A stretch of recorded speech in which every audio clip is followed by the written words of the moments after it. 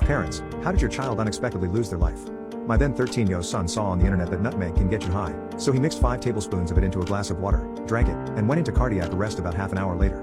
Nutmeg comes from the myristica plant, which is the same plant that mace comes from. Nutmeg, as it turns out, can be poisonous in larger doses. My son approached me, clutching his heart, falling over, and pale as a sheet. I knew that an ambulance wouldn't get there in time. I put him in the car and sped to the hospital myself. I remember looking over at him, struggling to breathe, and thinking please don't die, over and over. They took my son straight into emergency, stripped him naked and put him on a gurney, where they shortly had to use the paddles on him to stabilize his heart. In the US, whenever a child is hurt, a social worker interviews the parents to make sure that there isn't any parental abuse or neglect involved.